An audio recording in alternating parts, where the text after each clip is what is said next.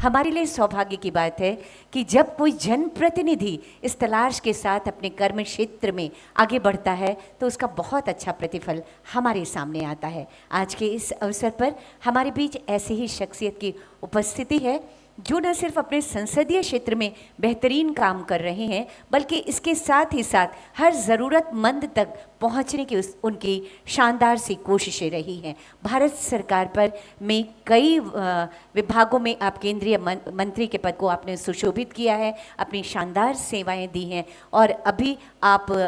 मांडला मध्य प्रदेश में संसद के प्रतिनिधि के रूप में वहाँ का प्रतिनिधित्व कर रहे हैं और इसके साथ ही साथ आप ऑनरेबल चेयरमैन हैं parliamentary committee on the welfare of SC/ST। तो एक बार जोरदार तालियां चाहूंगी आज के इस सत्र के हमारे मुख्य अतिथि के रूप में माननीय सांसद महोदय फग्गन सिंह कुलस्ते जी, और निवेदन आपसे आपके आशीर्वचनों हेतु।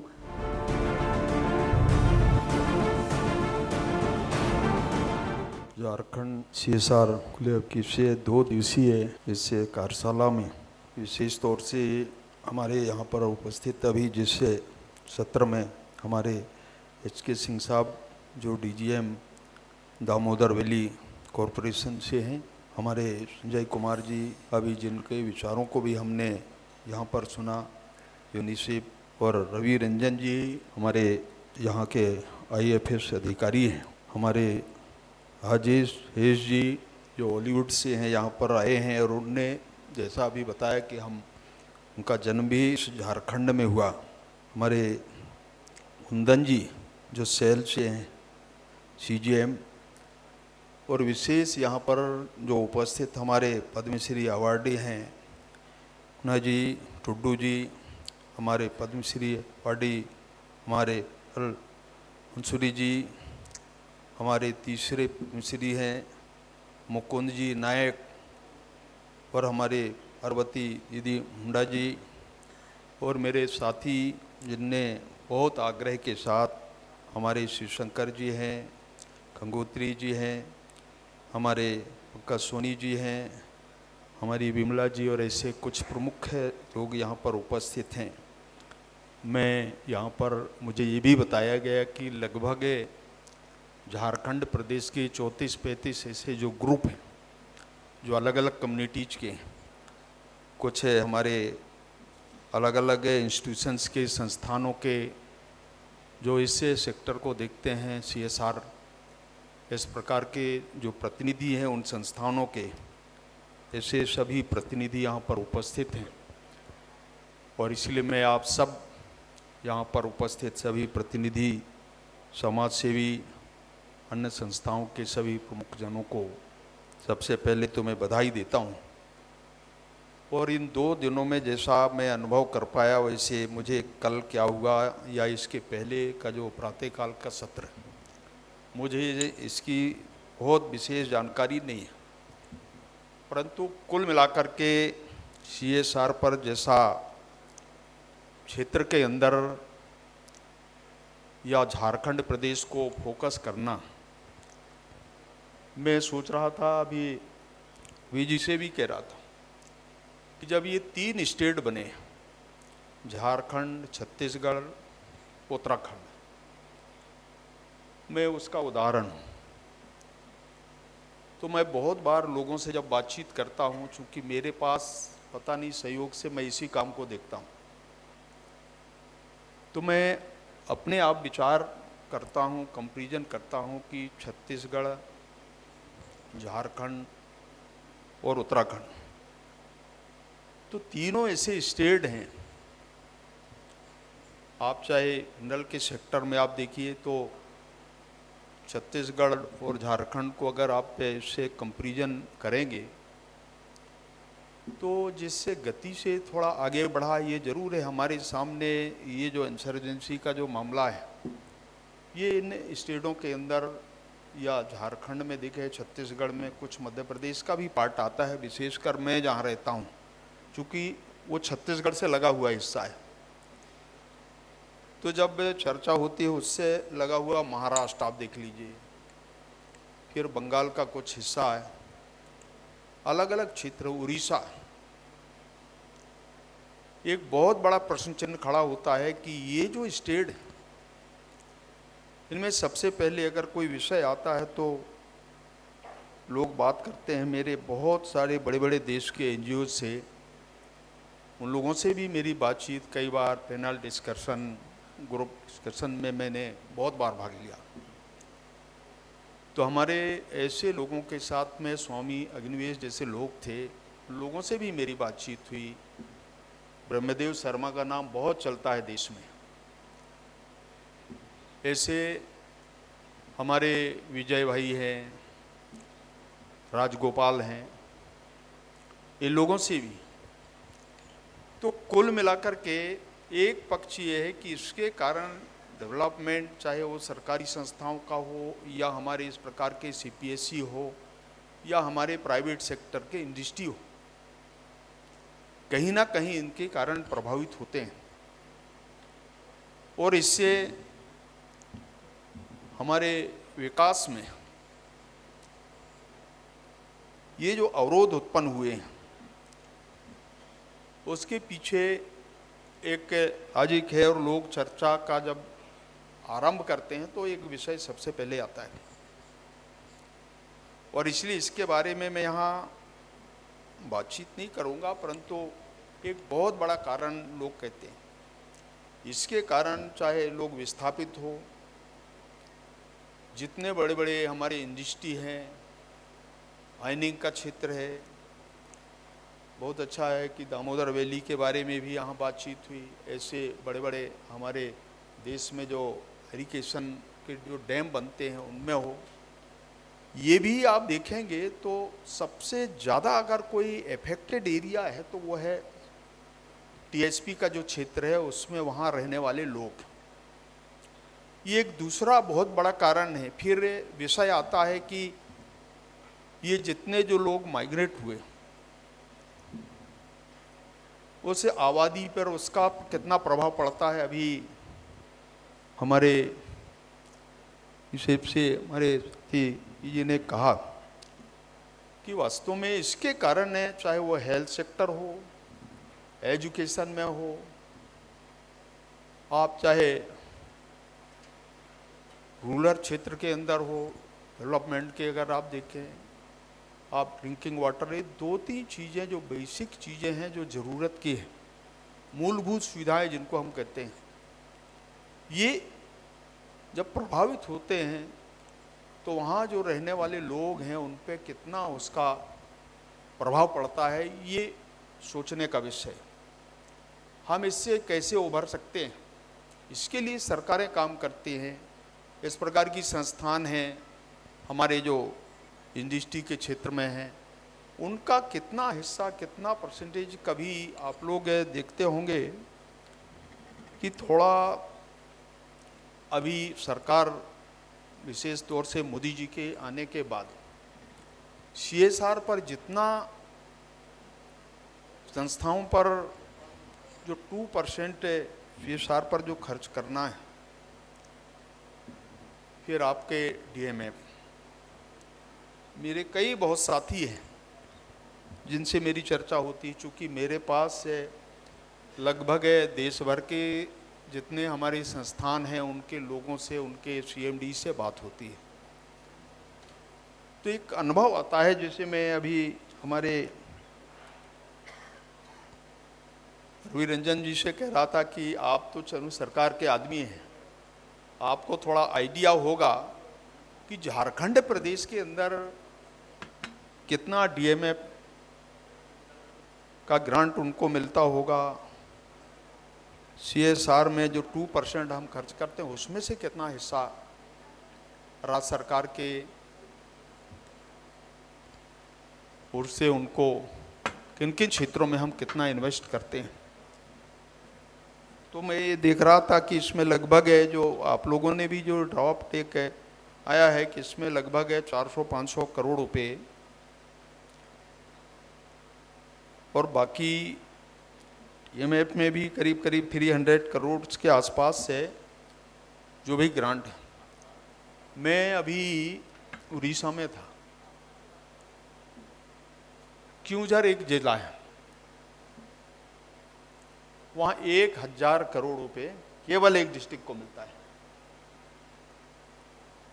तो वही मैं सोच रहा था कि ये मेरा अपना एक्सपीरियंस है वहाँ का। आप देखिए, झारखंड के बारे में अगर हम सोचेंगे तो अगर ये कुल मिलाकर के ये 700 करोड़ रुपए दोनों अगर TMF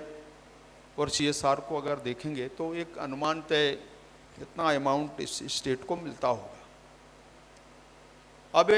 विषय आता है कि यहाँ जिस आधार पर हम इस पूरे कार्यक्रम को कर रहे हैं, इनमें लोगों का कितना पार्टिसिपेशन होता है, किन किन संस्थाओं की जो पॉलिसी हैं, जो हमारी ये 14 का जो हिसार पर या इस सेक्टर पे जो हमारी जो नीति है, कंपनी कॉर्पोरेट सामाजिक उत्तरदायित्व की जो नीति है 13 का CSR पॉलिसी, और भारत में जो कंपनी अधिनियम 13 की जो धारा 135 है, और अनुसूचित जो क्षेत्र है जिसको हम 5th शेड्यूल बोलते हैं, शेड्यूल एरिया,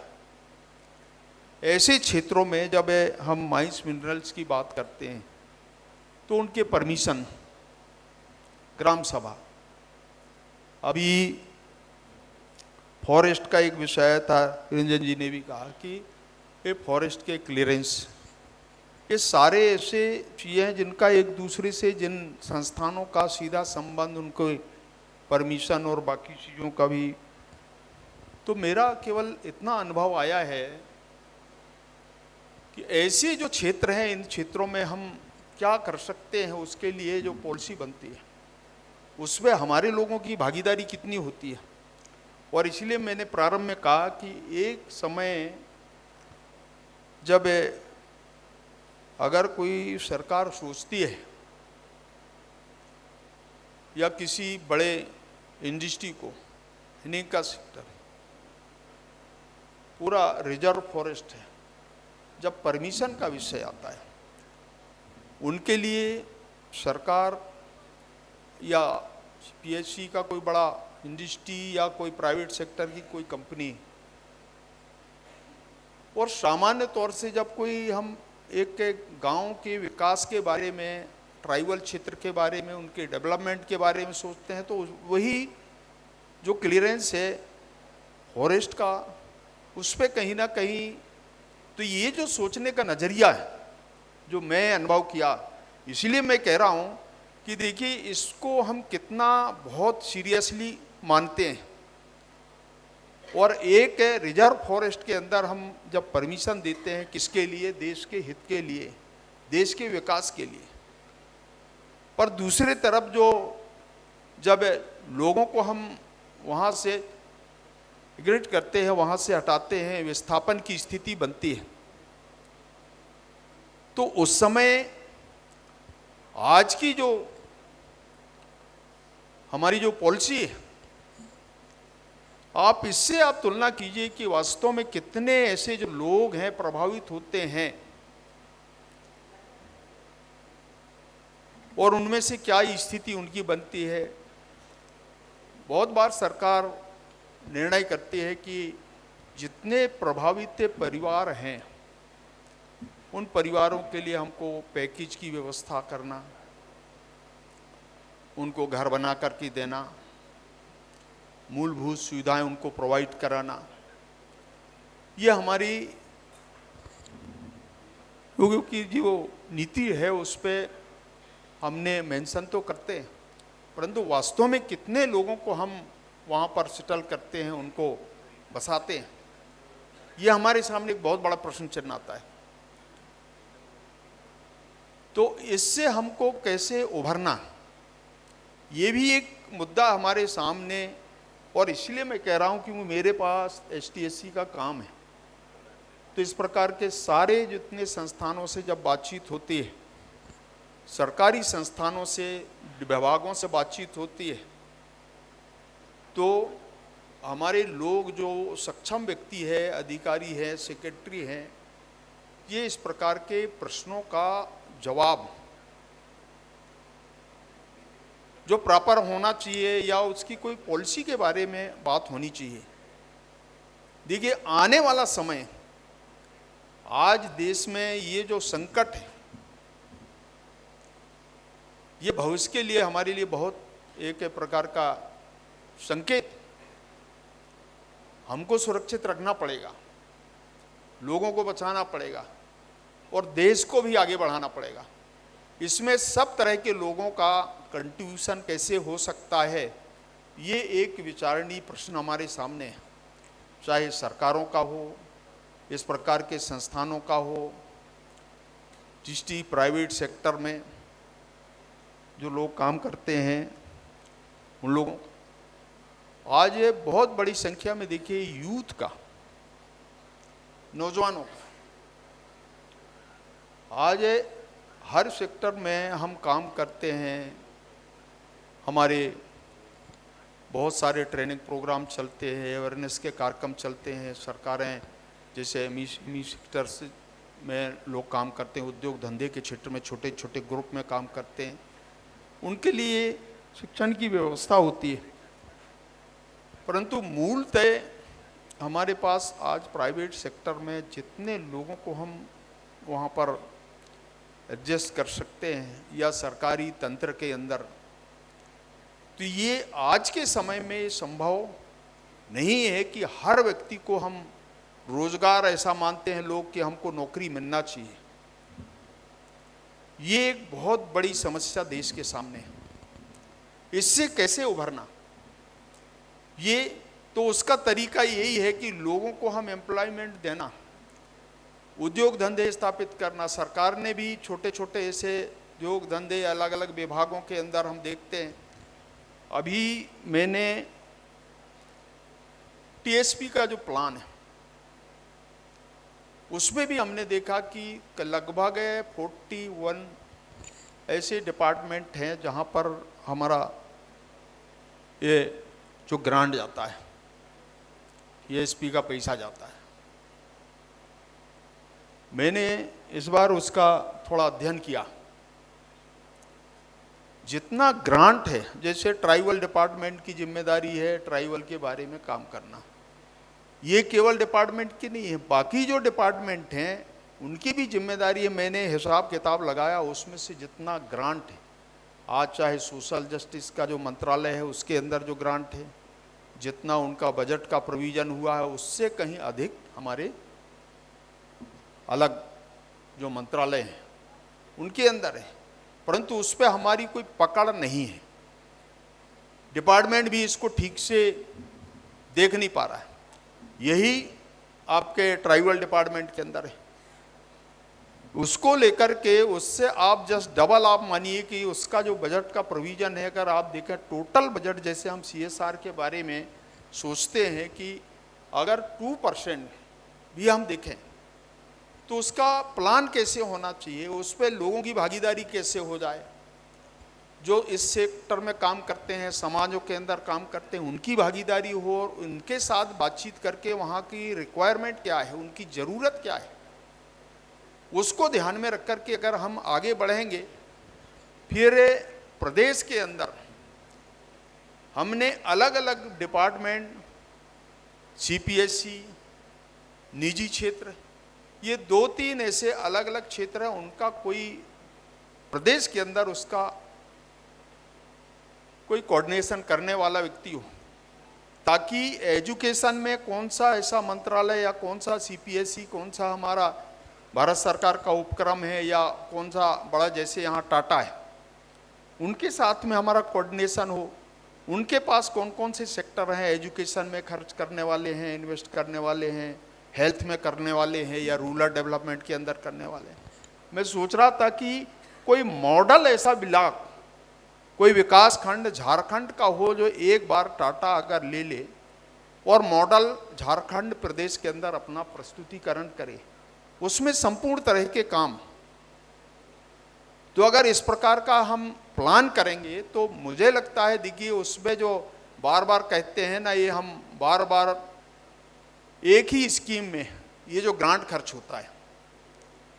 सभी संस्थान इस प्रकार के हेल्थ में ही करते हैं। कुछ संस्थाओं का ये एक लक्ष्य है, उनने जो विजन तय किया है कि भाई हम हेल्थ और एजुकेशन 2 सेक्टर है जिस पे हम खर्च करेंगे। तो जब हम सभी संस्थानें इसी प्रकार के काम करते हैं, एक आध कोई संस्थान है रूरल में, मैं जब आया था उस समय एग्रीकल्चर में देख रहा था कि एग्रीकल्चर सेक्टर के अंदर, मैं आपको एक उदाहरण झारखंड का दे रहा हूँ। अभी मैं कुछ समय पहले जब आया था मैं, तो झारखंड का एक गांव गया मैं, मुझे याद नहीं है वो गांव का, मैंने मेरे सेक्रेटरी को मैंने कहा है कि उस गांव का नाम जरा भेजिए, मैं सीएम को कहा। वहां जाकर के मैंने लोगों से बातचीत किया। फिर एक हमारे भारत सरकार का उपक्रम है, उसको मैंने उसकी रिस्पॉन्सिबिलिटी दिया कि मैंने 100% इस गांव में एग्रीकल्चर में ड्रिप सिस्टम आप लागू कीजिए, 100%। वहाँ के कुछ बच्चे फॉरेन भी गए और इसलिए ऐसे मॉडल बनाना चाहिए। बाद में मैंने मुख्यमंत्री जी से कहा कि आप उस गांव को जरा एक बार जाकर के भी देखेंगे तो आपको उसका फीलिंग होगा। गंगोत्री जी आप थी क्या? कौन सा गांव है? मांडर। तो गांव आप देखिए, मुझे रिपोर्ट किया, एक सीपीएससी को मैंने जिम्मेदारी दिया तो उनने कहा कि सर हमने 100% उस गांव में ड्रिप इरिगेशन सिस्टम हमने लागू किया है। तो मेरा कहने का आशय यह है कि इस सेक्टर में बातचीत करते समय ये जरूर हमको करना चाहिए। मुझे कुछ सजेशन के तौर पर आया, बाकी तो मैं कहूँगा नहीं, पर एक जरूर सीएसआर में जो कम्युनिटी का जो स्थानीय जनजाति बाहुल्य जो समाज है, जैसे यहाँ पर परंपरागत सामाजिक प्रमुखों को बुलाया गया, अगर इस सेक्टर में काम करते हैं तो थोड़ा सजेशन इस प्रकार के लोगों का, जो भी हमारे संस्थान काम करते हैं तो वहाँ रहने वाले लोग हैं, उनके बारे में ज़रा विचार करके अगर हम आगे बढ़ेंगे तो बहुत अच्छे परिणाम आएंगे। जो सीएसआर का है, जो कंपनी द्वारा सीएसआर राशि के व्यय के लिए योजना कार्यक्रमों का जो निरूपण करते समय स्टेक होल्डर्स की स्थानीय जो परंपरा है, समाज के लोगों के साथ बैठकर विचार विमर्श कर उनकी ज़रूरतों, वहाँ की जो आवश्यकता है उसके बारे में बातचीत करके आगे बढ़ना। और तीसरा, योजना कार्यक्रमों का क्रियान्वयन करते समय जो हमारे एनजीओज हैं उनके कार्यक्रम, उनके क्रियान्वयन में स्थानीय समाज के लोगों की सहभागिता सुनिश्चित करना, उनको उस काम से जोड़ना। ये और चौथा है, कंपनी के सीएसआर के द्वारा जनहितकारी और समाज के लिए किए गए कार्यों का प्लेसमेंट, जैसे मैंने कहा कि प्रारंभ में जो प्रभावित लोग होते हैं उनके बारे में चिंता करना। ये 4 प्रमुख चीज़ें हैं। इनको अगर हम पॉलिसी एडॉप्ट करें, अपने बोर्ड में अगर अप्रूवल करा लें, बोर्ड में उनका मेंशन करके बातचीत में, ये नहीं कह रहा हूँ, एक सजेशन आया है आपके इससे पूरे टेप से कि अगर इस प्रकार के इन चीज़ों को हम कैसे समाहित कर सकते हैं, लोगों को जोड़ सकते हैं, और इस पैसे का प्रॉपर यूटिलाइजेशन कैसे हो सकता है। जब तक के स्थानीय लोगों का पार्टिसिपेशन नहीं होगा, लोगों को संतुष्टि नहीं होगी, तो इसमें कुछ बातों का मैंने जो उल्लेख किया, इससे बहुत बड़ा रास्ता हम आगे सफ़र कर पाएंगे। और ये जो हमारे पास है संभावना बहुत है। झारखंड में मैंने इसलिए उदाहरण दिया कि जो पिछले समय झारखंड के अंदर यहाँ पर संभावना बहुत है। झारखंड को जितना आगे बढ़ना चाहिए था, मुझे याद है मैं 2000 में जब झारखंड ट्राइबल मिनिस्ट्री पहली बार बनी तो मैं बिरहोर बच्चों का एक हॉस्टल शुरू करवाया था, वो भी टाटा नगर में, जमशेदपुर में। तो यहाँ के भारत सेवा आश्रम एक संस्था है, कुछ संत लोग रहते हैं, उनको मैंने काम दिया। इसके बाद एक विद्यालय ऐसा भी मिला, मैंने प्रारंभ में कहा कि नक्सलियों के कारण वो विद्यालय बंद था, सरकारी भवन खाली है, वहाँ पर शुरू कराया। और एक है जमशेदपुर के अंदर, ऐसे 2, एक विद्यालय, एक छात्रावास। उस समय क्या परिस्थिति रही होगी, आज से 25 साल पहले, तो मैं उस समय जब यहाँ नया नया झारखंड बना, उस समय आया था। प्रारंभ में, तो उस समय भी मैंने देखा इस झारखंड को और आज भी देख रहा हूँ। इससे अनेक बार मैं झारखंड आया हूँ तो मैंने यहाँ के परिस्थितियों को, झारखंड के लोगों के बारे में, यहाँ के संस्थानों के बारे में बहुत अनुभव आए हैं। और इसलिए मैं केवल इतना कहूँगा कि इसका निष्कर्ष है, जिस प्रकार का ये जो क्लेब है आप सब लोग मिलकर के कर रहे हैं, वास्तव में हम सबके लिए प्रसन्नता का विषय है। अभी मैं हमारे सेल के हमारे गंजी को कह रहा था, ये आपका कौन सा है अपना बोकारो का जो स्टेडियम है, ये भी हमारी प्रेरणा के कारण वो वहाँ पर जो स्टेडियम का निर्माण हो रहा है वो भी CSR से हो रहा है। मैंने उस समय कहा, परमिशन नहीं मिल रहा था, मैंने परमिशन के लिए कार्रवाई की और मैंने कहा देखिए यहाँ के लोकल जो बच्चे हैं, यहाँ के स्पोर्ट्स हट्टी के लोग हैं, हिट एसोसिएशन के लोग हैं, आज वो काम उस पर चल रहा है। मैं उड़ीसा के अंदर भी हमारा एक बहुत बड़ा हमने वहाँ पर उड़केला के अंदर एक मेडिकल कॉलेज जब मैंने शुरू किया वहाँ, तो हमने CSR से ही ये काम शुरू किया। तो कहने का मतलब ये है कि इच्छा शक्ति होना चाहिए। देखिए पैसे का उपयोग कैसे, हमने वहाँ पर उस समय लगभग कितना किया आपको नंद साहब है पता नहीं, 400-450 करोड़ हमने खर्च किया है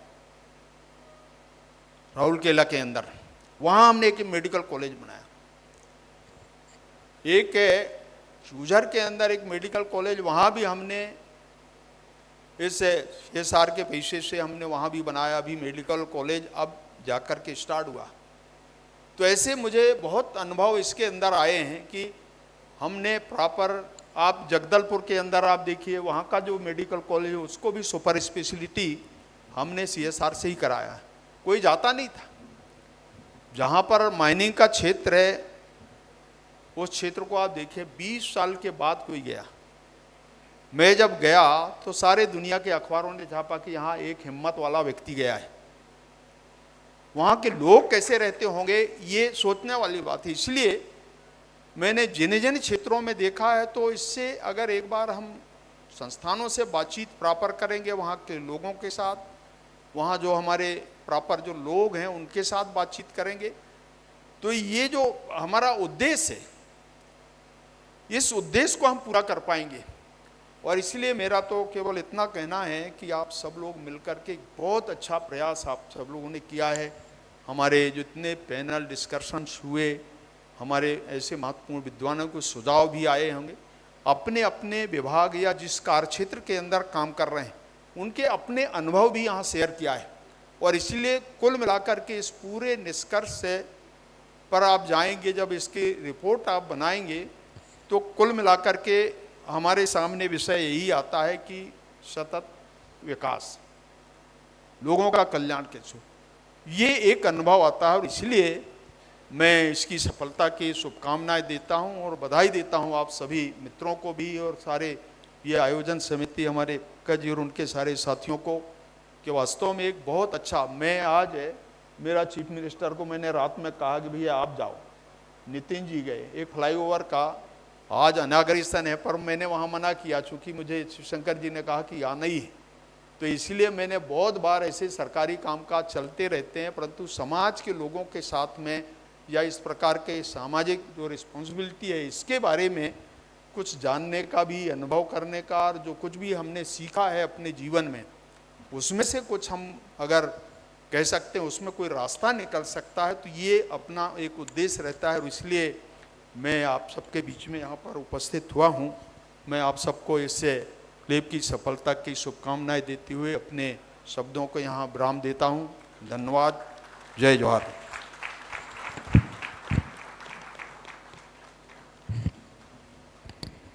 आपके विचारों के लिए, आपके सुझावों के लिए और झारखंड से आपके विशेष लगाव के लिए और हमारे एक आमंत्रण पर आपके यहाँ आने के लिए हम बहुत बहुत आभार व्यक्त करते हैं।